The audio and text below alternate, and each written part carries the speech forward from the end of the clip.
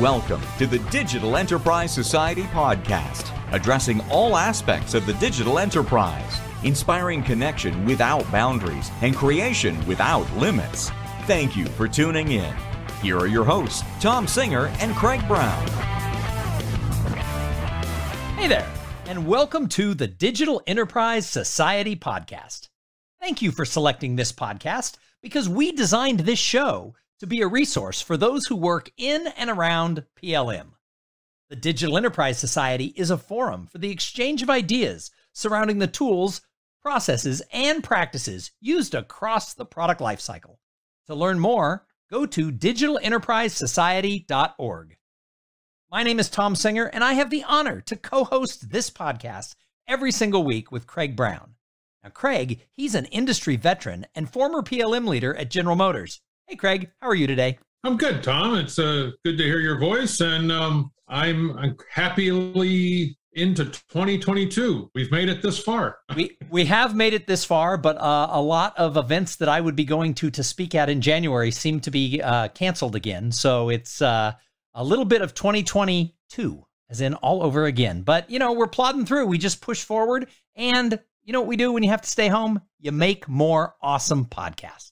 Okay, well, we will have time. The things that I was associated with in terms of they might be face-to-face have all been pushed beyond the end of March. And I read a good article this morning. It just said, nobody's predicting anymore when we're going to go back to the office. There's no point in trying to, right? So here we go. That's all right. It gives everybody more time to catch up on all the back episodes of the Digital Enterprise Society podcast. Plus, they're here right now. They want to hear another digital battle between Craig Brown and Mark Pendergast. Now, he's got decades and decades of experience in PLM, and he serves as the trustee for content for the Digital Enterprise Society. And every few weeks, they come together and they debate an issue in the world of PLM. And today we're going to talk about IT. Should it be outsourced or should it be insourced? So here we go with today's battle. Mark, how are you today? Welcome back to the show, by the way. Yeah, it's good to be in a new year, and certainly the bar has been set low for being better than the previous couple. So I'm looking forward to it, and I'm looking forward to more time with you and Craig. Awesome. Well, Mark, we're going to start with you. So what's the best option for IT? Is it insource or is it outsource? Well, I tell you what, I'm kind of on the fence, but I'm going to go with outsourced. I think IT has always been strained to keep itself going, keep itself relevant. And I think there are a lot of very strong partners out there that can help them achieve their mission and bring critical skills that is hard to maintain in-house. So I think outsourcing is a very, very valuable option for IT.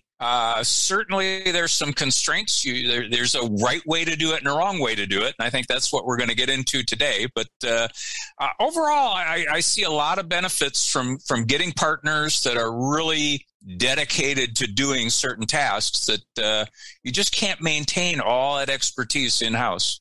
So, Craig, if Mark says outsourced, then you must say insourced. What are your thoughts?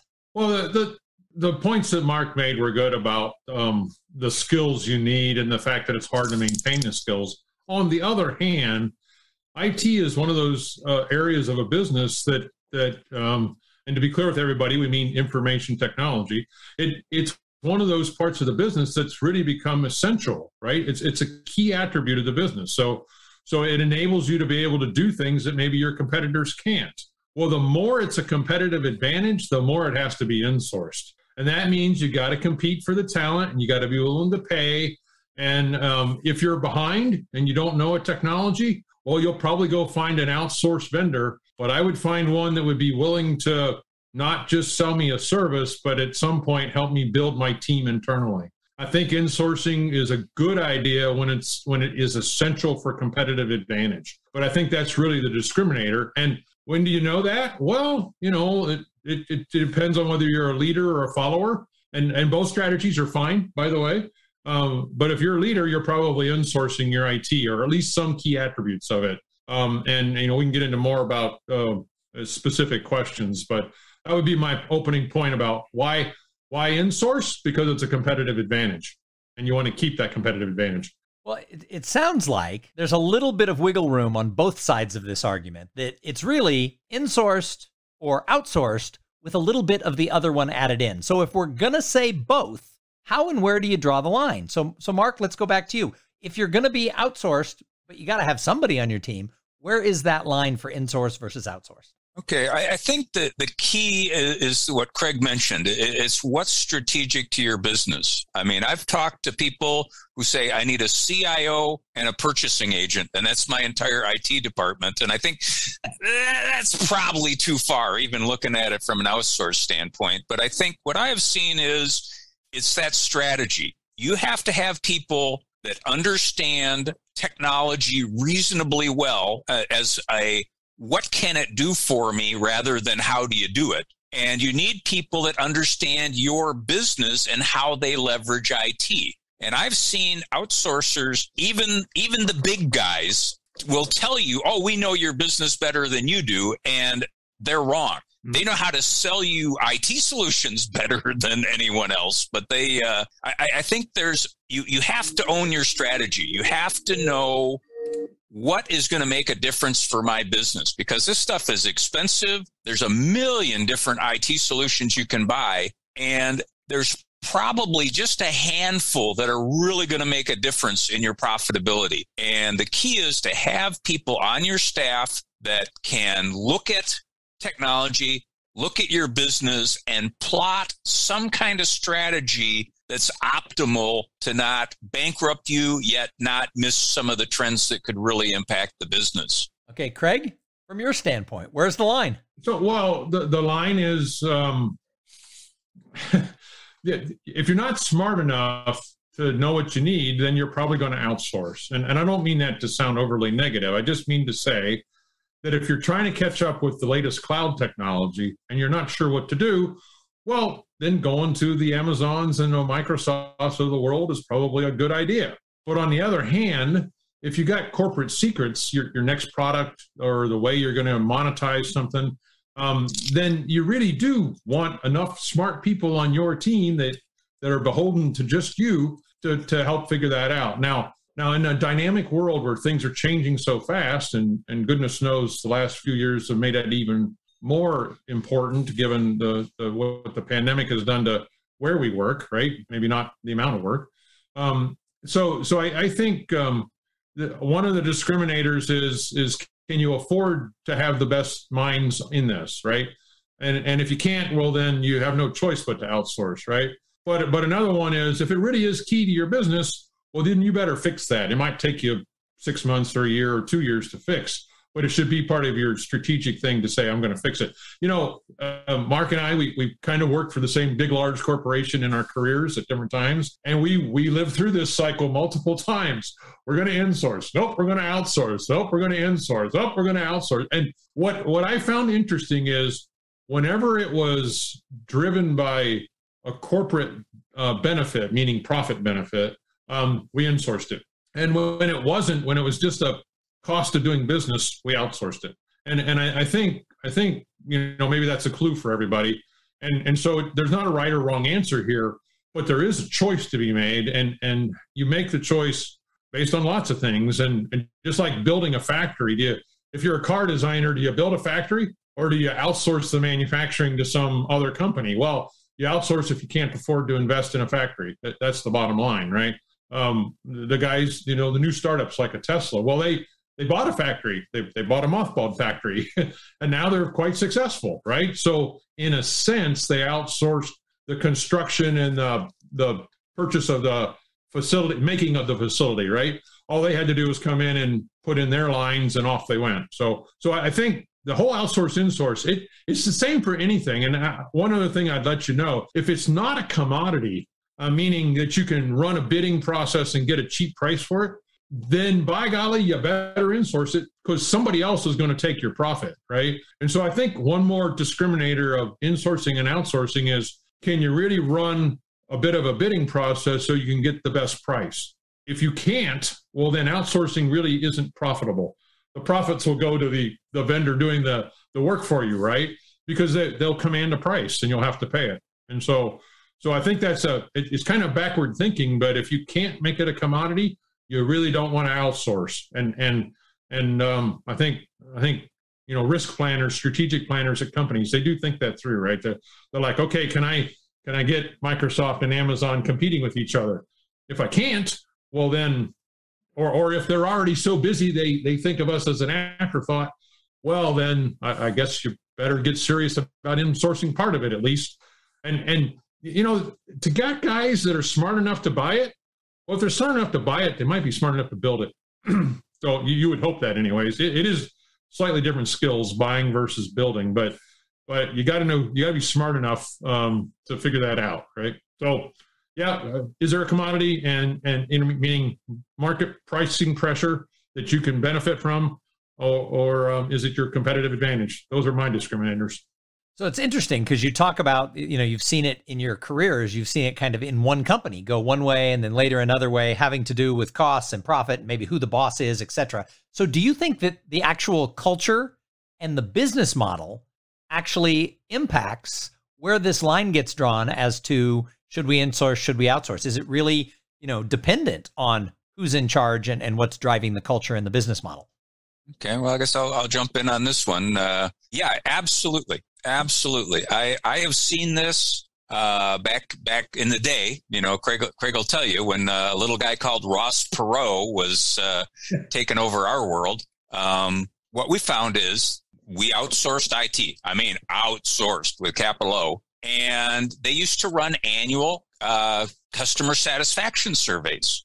And routinely, finance, HR, all the guys that didn't know technology from a hole in the ground wrote them up as the best saviors of the business they could ever be.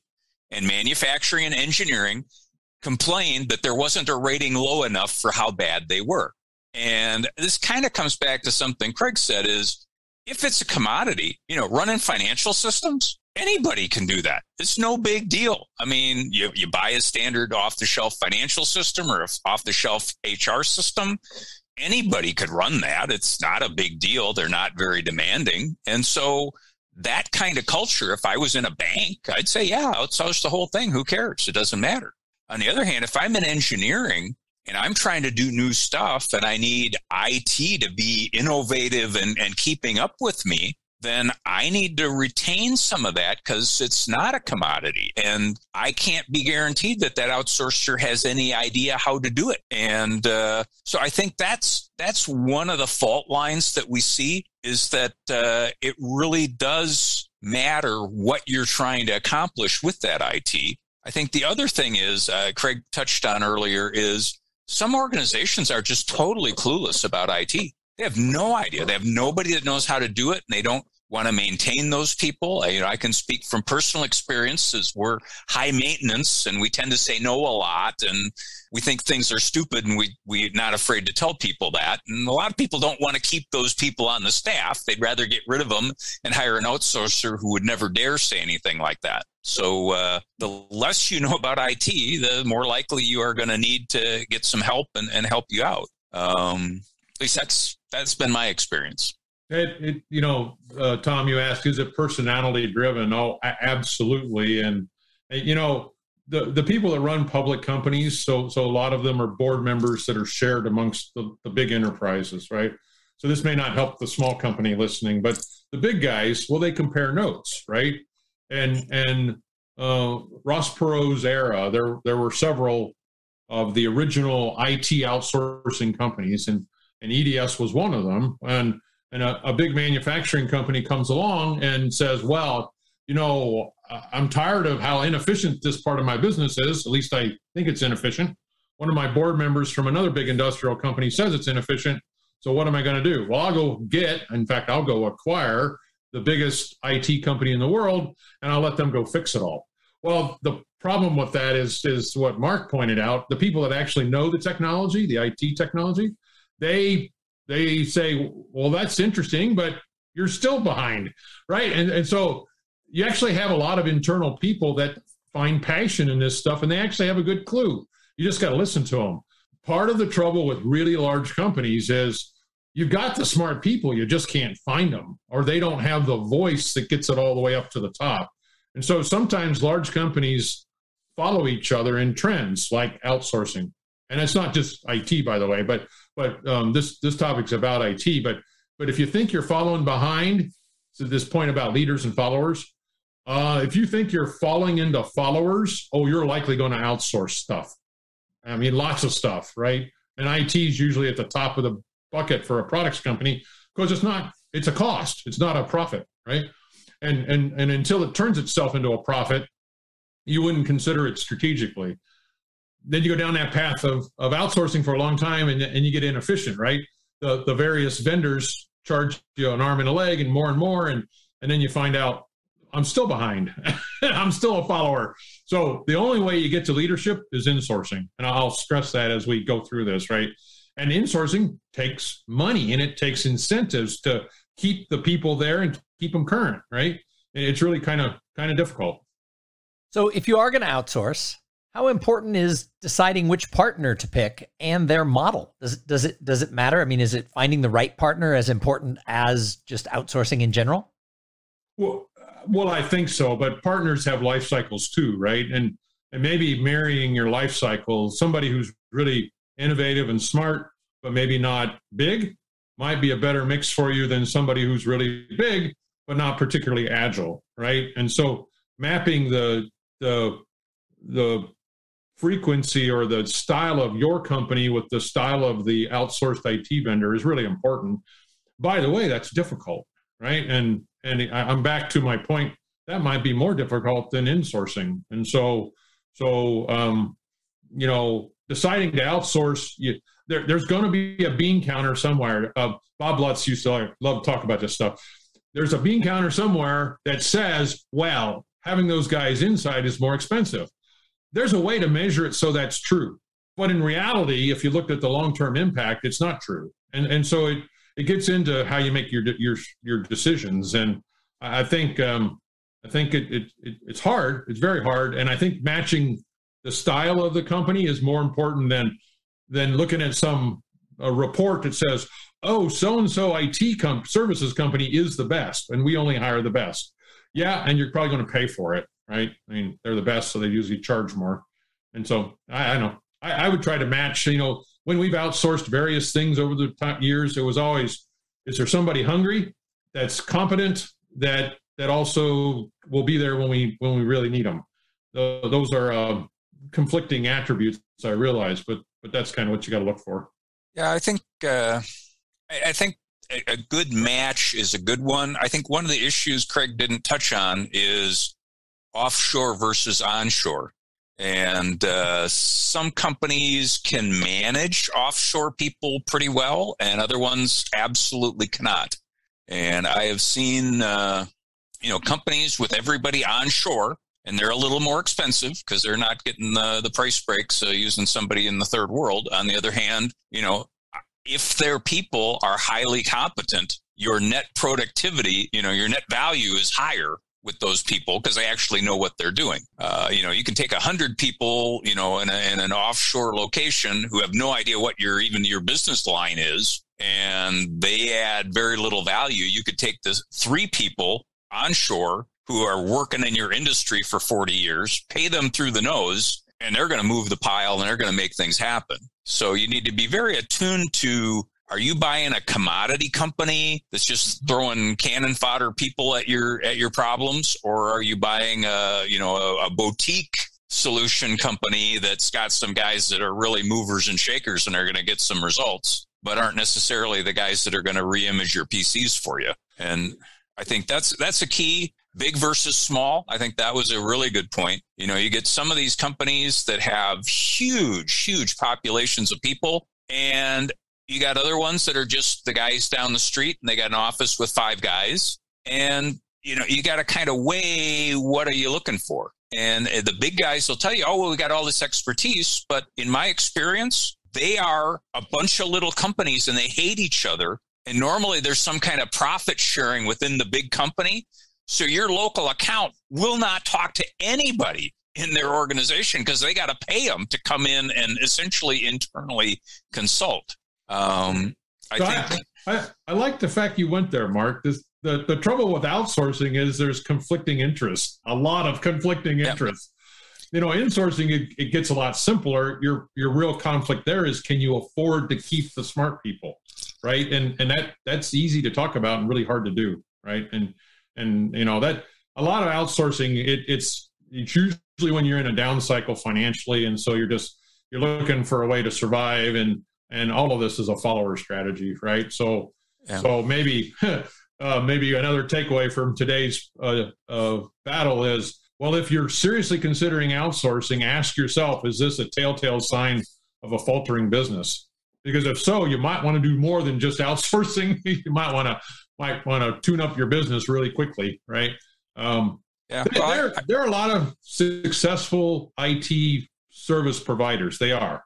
But don't go just on price. Because if you do, you'll end up with somebody in another side of the planet, and then a pandemic hits, and then all of a sudden you can't have face-to-face meetings. And when you're doing tough stuff, face-to-face meetings matter. They do matter. And so this last couple of years, I think people have realized, multi-country sourcing or multi-culture sourcing has turned out to be a really bad problem. And so, part of what I think will happen next is people will stay more local. They may still outsource, but it'll be with the shop down the street, not the shop on the other side of the planet. And that's just people realizing what matters. Okay, I think. And so, anyways. Yeah. Well, I think you brought up some good issues. I mean, there are issues with outsourcing, and you really need to understand them if you're going to do it and have a plan to address them. And one of them is the cross purposes. I tell you what, you bring in an outsourcer, everybody in your place is a salesman trying to sell you more stuff, whether you need it or not. Right. The other one I've seen is, heaven forbid, outsource to multiple outsourcers and then watch them point fingers at each other as to who's responsible for what's broken. Yeah. That one drives me crazy. I used to work for a guy who wanted one neck to strangle. Yeah. he was quite clear about it. He's like, I don't want all this confusion. I want one. Yeah. All right. So one more question for you. So it's difficult to make the change from insourced to outsourced, or to bring it back from outsourced to insourced. And it's difficult if you're outsourcing to change vendors, because there's so many moving parts involved. How often should a company assess this? How often should they look at their insource versus outsource of IT? And how often should they put their vendors kind of out to bid to make sure they're getting the best deal? Well, Mark's the outsource champion. He should go first. Okay. Well, I can go first on that one. I think it's a continuous process, but our cadence was about 3 to 5 years. Not that you'd change in 3 to 5, but you'd look and do an honest assessment of where are we and where's the marketplace going. And maybe even, that 5th year, you're out for bids and you're doing it for real. Because you want to keep your finger on the pulse. You also want to put a little bit of that fear in that outsourcer, knowing that they are on the bubble and they could go. Now, problem that you get into is they are working their hardest to lock you in so you can't leave.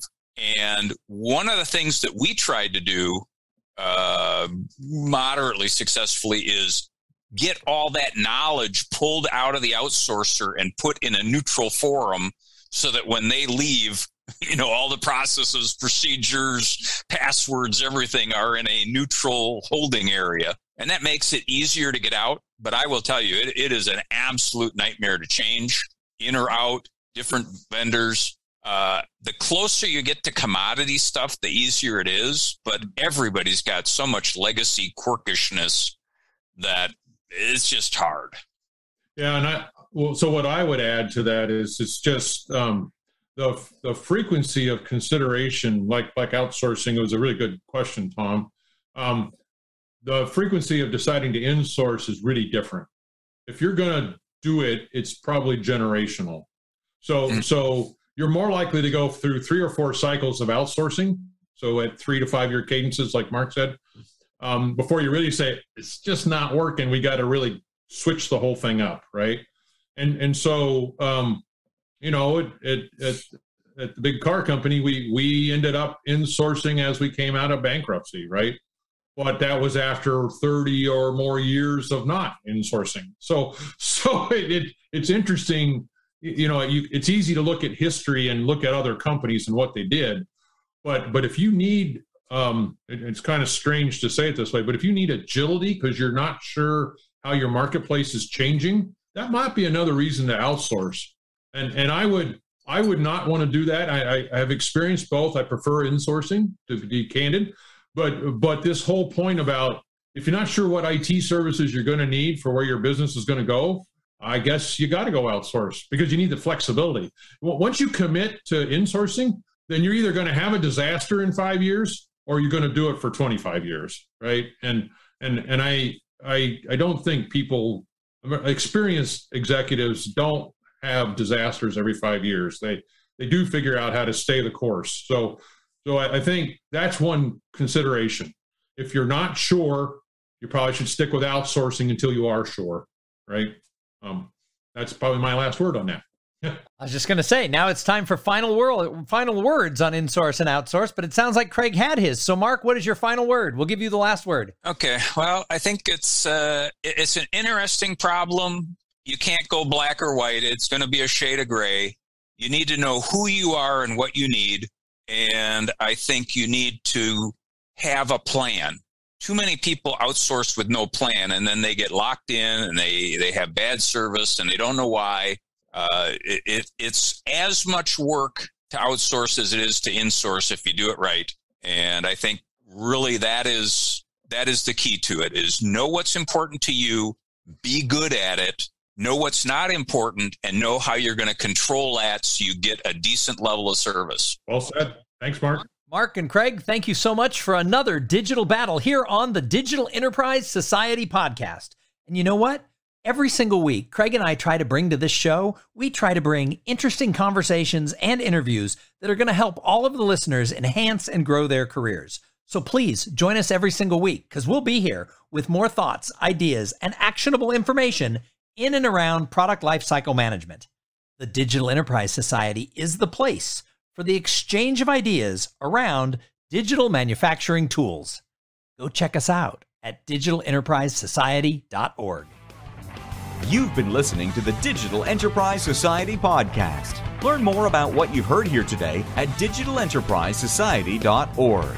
Join us again next week for more connection without boundaries and creation without limits.